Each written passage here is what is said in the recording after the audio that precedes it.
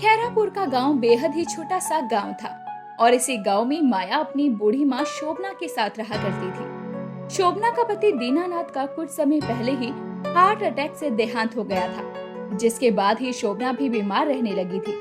वहीं माया, जो कि शादी के लायक हो चुकी थी, उसके लिए उसकी माँ लड़के देख रही थी, लेकिन माया ऐसा लड़का चाहती थी जो कि उसके साथ उसकी माँ की भी देख रेख करे। अरे माया, तू समझती क्यों नहीं? तेरी शादी में कितनी दिक्कतें आ रही हैं। अब तूने ये जिद लगा कर रखी है कि तू शादी के बाद अपनी माँ को भी अपने ससुराल ले जाएगी। ये शर्त आखिर किस लड़के के घर वाले मानेंगे? माँ, आप भी जानती हैं, मैं आपको छोड़कर तो नहीं जा सकती ना। अरे तो क्या अब मरने का इंतजार है तुझे मेरा? मुझे मरने से पहले तेरी शादी देखनी है। मेरे लिए तू शादी कर ले। तू भी जानती है कि तेरा एक पैर ठीक नहीं है और तेरे लिए इस वजह से कितने रिश्ते आए और गए, और ये वाला रिश्ता तो पक्का था। लेकिन तुझे ये कहने की क्या जरूरत थी कि मेरे साथ मेरी माँ भी रहेगी? तो आप क्या चाहती हैं कि मैं आपको यहाँ इस हाल में छोड़कर चली जाऊं? मेरा वो मतलब बिल्कुल भी नहीं है, लेकिन अब तेरी उम्र हो रही है तो तुझे शादी तो करनी ही है ना। कब तक अपनी माँ के लिए शादी नहीं करेगी? सब भोलेनाथ कर रहे हैं, उन्हें भी पता है कि आप मेरे बिना नहीं रह सकती। चलो, मैं थोड़े मटके तैयार कर दूं। माया भले ही एक पैर से विकलांग थी, लेकिन उसमें हुनर और हौसला पूरा था। और सबसे खास बात तो ये थी कि माया शिव भक्त थी।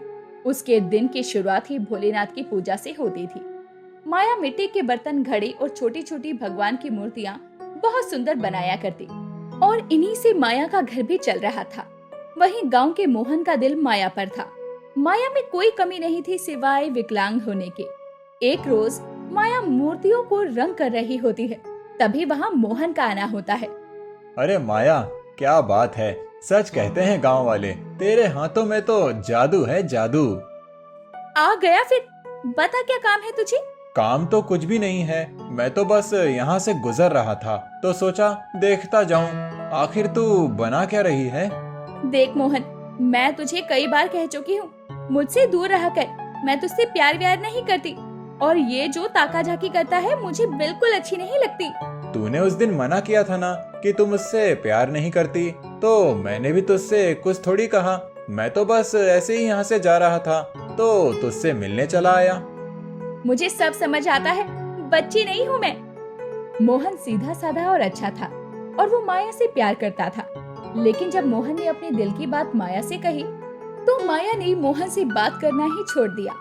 वरना दोनों की दोस्ती इतनी अच्छी थी कि दोनों का काम एक दूसरे के बिना चलता ही नहीं था। मोहन माया के घर का सारा काम भी करता, लेकिन उस दिन के बाद सब कुछ बदल गया। मोहन के जाने के बाद ही माया के पास गांव की ही शकुंतला काकी का आना होता है। अरे क्या बात है माया, मूर्ति तो बड़ी सुंदर बनाई है तूने। वैसे सारी जिंदगी यही करती रहेगी या फिर शादी करने का विचार है तेरा? अरे क्यों नहीं करेगी मेरी बेटी शादी? मैं तो ढूंढ रही हूँ अपनी माया के लिए लड़का। अरे क्यों, मोहन अच्छा लड़का नहीं है क्या? या मोहन अब पसंद नहीं आता माया बिटिया को? वैसे एक समय बाद तो प्यार भी ढल जाता है। अरे शकुंतला, तू भी कैसी बातें कर रही है? मेरी बेटी का मोहन के साथ ऐसा वैसा कुछ नहीं है। वो तो ये लोग बचपन से साथ खेल रहे हैं। खेले कूदे बड़े हुए तो लोगों को ऐसा लगने लगा। माँ, आपको कोई सफाई देने की जरूरत नहीं है। मैं जानती हूँ कि आप जानती हैं और मेरी भोलेनाथ जानती हैं कि मैं क्या हूँ और क्या नहीं। अब क्या आप गांव के हर एक आदमी को इस बात की सफाई देती रहेंगी? सोचने वालों का क्या है, वो तो कुछ भी सोच ले। अरे बाप रे, तेरी बेटी की जुबान तो बड़ी तेज है। माया को ये सुनकर बुरा लगता है, लेकिन वो कर भी क्या सकती। अब वो अपने कामों में लग जाती है। अब देर शाम तक माया के मिट्टी के बर्तन, घड़े और कुछ मूर्तियाँ बिकती है। माया अपने घर के बाहर ही छोटी सी दुकान लगाती थी। अब देर शाम होते ही वो दुकान को बढ़ा देती है और शाम के खाने पीने में लग जाती है। माया का रोज का था, वो अपने मटके की दुकान से इतना तो कमा ही लेती जिससे उसका घर चल जाए। ऐसे ही समय बीत रहा था। एक रोज माया लाला जी की दुकान से आ रही होती है, तभी उसे गांव के ही जमींदार का बिगड़ैल बेटा समीर दिखता है। अरे माया, कहाँ जा रही हो? कहीं उस मोहन से मिलकर तो नहीं आ रही? बेचारा तुम्हारे लिए मरने को भी तैयार है। ये क्या बदतमीजी है? छोड़ो, मुझे जाने दो। अच्छा ले, छोड़ दिया, लेकिन ये बैसाखी ये मुझे देती जा। इतना कहने के बाद समीर माया की एक बैसाखी छीन लेता है और माया लड़खड़ा कर गिर जाती है। बेचारी माया, तू भाग भी नहीं सकती और यहाँ तुझे बचाने वाला भी कोई नहीं आएगा। ये तुम क्या कर रहे हो? मुझे घर जाने दो। कमल, सुन रहा है ना? कह रही है मुझे घर जाने दो। ऐसे कैसे जाने दो? जाने मन, तुम हो तो बहुत खूबसूरत। माया जमीन पर गिरी होती है और उन बदमाशों से घर जाने की गुहार लगा रही होती है। तभी वहाँ मोहन का आना होता है और वो समीर को आते ही मारने लगता है। अब माया भी जैसे तैसे बैसाखी से उठती है और घर की तरफ जाने लगती है। पकड़ कमल उसे, जाने न पाए वो। और तू साले हर वक्त बीच में क्यों आता है? तुझे तो मैं जान से मार डालूंगा। एक लाचार बेबस लड़की को परेशान करते हुए तुझे शर्म नहीं आती? अरे जिसे आए शर्म उसके फूटे कर्म। मोहन समीर को धक्का देकर कमल को मारने लग जाता है और तीनों में मारपीट होने लगती है और मोहन माया को वहाँ से जाने को कहता है। माया, तुम घर जाओ, इन्हें तो मैं देखता हूँ। माया भी डरी सहमी खुद को संभालते हुए घर पहुँचती है और घर पहुंचकर अपनी माँ से लिपटकर रोने लगती है। अरे माया, क्या हुआ तुझे? रो क्यों रही है? माया कुछ बोल, क्या हुआ? माँ, वो जमींदार का बेटा समीर, वो उसने मेरे साथ जबरदस्ती करने की कोशिश की। अगर सही समय पर मोहन नहीं आता तो ना जाने क्या हो जाता। माँ, क्या तू ठीक तो है ना? तभी वहाँ मोहन आ जाता है। मोहन के कई जगह चोट लगी थी। शोभना मोहन को देखकर खाट पर बिठाती है और उसे पानी देती है। तुम ठीक तो हो ना माया? उन्होंने तुम्हारे साथ कुछ किया तो नहीं? मैं ठीक हूँ और मेरी जान बचाने के लिए शुक्रिया। अब तुम जा सकते हो। ये तू क्या कह रही है? उसने तेरी जान बचाई है और तू है कि उसे यहाँ से जाने की बोल रही है। मदद के लिए मैं मोहन को पहले ही धन्यवाद कह चुकी हूँ। मोहन भी माया की बात सुनकर बिना पानी पिए और बिना कुछ बोले वहाँ से चला जाता है।